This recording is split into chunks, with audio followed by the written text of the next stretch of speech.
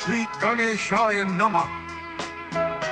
वक्रतुण्डमहाकाय सूर्यकोटिसमप्रभा निर्विघ्नं कुरु मे देव सर्वकार्येषु सर्वदा। प्रणम्य शिरसा देवं गौरीपुत्रं विनायकं भक्तावासं स्मरे नित्यं आयुकामार्थसिद्धये।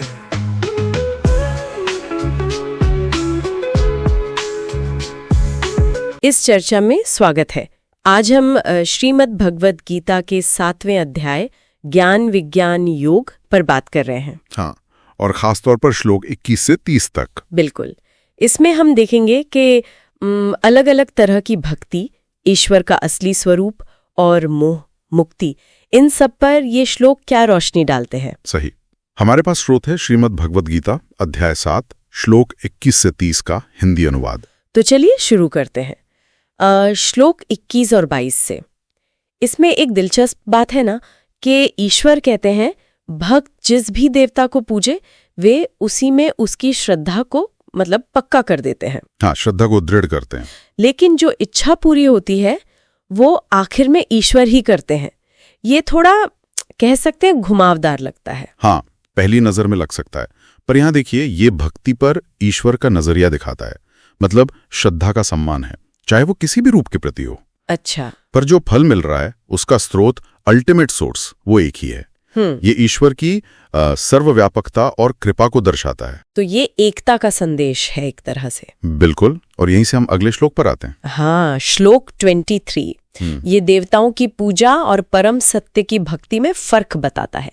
यहाँ देवताओं की पूजा के फल को अंतवत मतलब क्षणिक कहा गया है और उपासकों को अल्पमेधसाम। हाँ, अल्पमेधसाम यानी कम बुद्धि वाले। ये तो काफी सीधी बात कह दी गई है। देखिए, इसे कठोर कहने के बजाय शायद यथार्थवादी कहना ठीक होगा। गीता यहाँ भक्त की निंदा नहीं कर रही। अच्छा। वो बस ये बता रही है कि अगर आप अस्थायी चीजें मांगेंगे जैसे सांसारिक सुख, तो फल भी वैसा ही मतलब अस्थायी मिलेगा।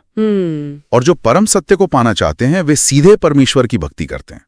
तो ये लक्ष्य की बात है, आपकी मंजिल क्या है उसी पर निर्भर करेगा। समझ गए। तो ये लक्ष्य और समझ की परिपक्वता का सवाल है। अच्छा, फिर आते हैं श्लोक 24-25 पर। यहाँ कहा गया है कि लोग ईश्वर के असली अव्यक्त स्वरूप को समझ नहीं पाते। हाँ, अव्यक्तम व्यक्तिम मापन्नम मन्यन्ते माम अबुद्धया।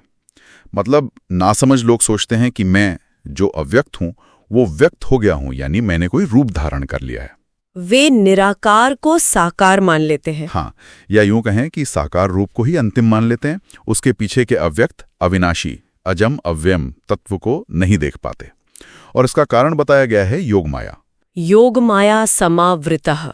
ईश्वर योग माया से ढके हुए हैं। ये योग माया क्या है असल में? योग माया ये ईश्वर की ही एक दिव्य शक्ति है। ये वो पर्दा है जो अज्ञानियों मूढ़ोयम को परम सत्य देखने से रोकता है। एक पर्दा शायद बहुत सरल शब्द होगा। ये वो शक्ति है जो संसार का ये पूरा खेल रचती है, जिसमें हम अपने सुख दुख, पसंद नापसंद में उलझे रहते हैं। अच्छा, तो ये माया हमें असलियत देखने नहीं देती। बिल्कुल। और इसी वजह से जैसा अगले श्लोक यानी 26 में है। हाँ, श्लोक 26 कहता है कि ईश्वर सब जानते हैं, भूत वर्तमान भविष्य। वेदाहम समतीतानि वर्तमानानि चार्जुन भविष्याणि च भूतानि। माँ तू वेद न कश्चन, मतलब मैं सबको जानता हूं पर मुझे कोई नहीं जानता। ये तो बहुत बड़ा अंतर है, दिव्य सर्वज्ञता और हमारी सीमित समझ। सही कहा। ये बिल्कुल साफ दिखाता है कि हमारी पहुंच कहां तक है और परमात्मा का ज्ञान कितना असीम है। तो फिर ये अज्ञान बना क्यों रहता है? श्लोक 27-28 शायद इसका जवाब देते हैं। इच्छा और द्वेष का जिक्र है। हाँ, श्लोक 27 कहता है, इच्छा द्वेष समुत्थेन द्वंद्व मोहेन भारत सर्वभूतानि सम्मोहम सर्गे यान्ति परंतप। मतलब इच्छा और द्वेष से जो द्वंद्व का मोह पैदा होता है, हाँ, उसी से सारे प्राणी जन्म से ही सर्गे मोह में पड़े रहते हैं।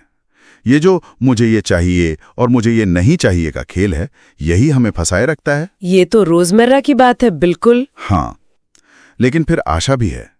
श्लोक 28 में, ये शाम त्वंतगतम पापम जनानाम पुण्य कर्मणाम। जिनके पाप नष्ट हो गए हैं और जो पुण्य कर्म करते हैं, ते द्वंद्व मोह निर्मुक्ता भजन्ते माम दृढ़व्रताः।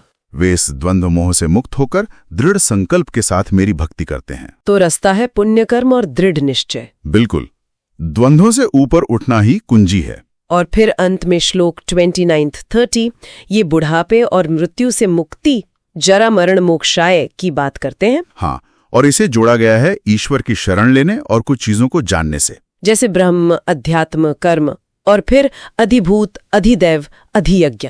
ये सब क्या है संक्षेप में? ये श्लोक मुक्ति को एक बहुत ही व्यापक ज्ञान से जोड़ते हैं।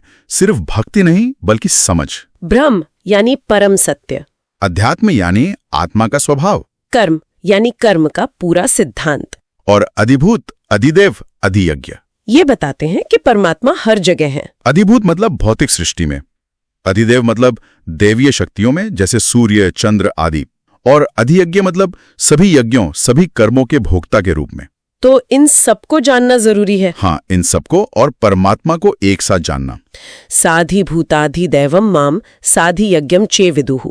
जिन्हें ये समग्र ज्ञान होता है वे मृत्यु के समय भी प्राण काले पीछ माम परमात्मा को जानते हैं, उनमें चित्त लगाए रखते हैं, और वही सच्ची मुक्ति है। तो संक्षेप में कहें तो ये श्लोक हमें भक्ति के अलग अलग स्तरों से लेकर ईश्वर के छुपे हुए सत्य तक ले जाते हैं। हाँ, और फिर बताते हैं कि मोह का कारण द्वंद्व है, जिससे पुण्य और दृढ़ता से निकला जा सकता है। और अंत में मुक्ति के लिए सिर्फ भावना नहीं बल्कि परमात्मा का एक समग्र व्यापक ज्ञान जरूरी है। बिल्कुल सही। मुख्य संदेश यही है कि सच्चा ज्ञान क्या है, हमारी समझ की सीमाएं क्या हैं, और कैसे इन द्वंद्वों से परे जाकर अटूट ध्यान से ही परम लक्ष्य मिलता है। सोचने के लिए एक बात शायद ये रह जाती है कि अगर ये मोह जन्म से ही इच्छा और द्वेष के द्वंद्व से आता है, तो असल जिंदगी में अनुभव के स्तर पर इस द्वंद्व से पूरी तरह मुक्त हो जाना, वो अवस्था, वो महसूस कैसा होता होगा?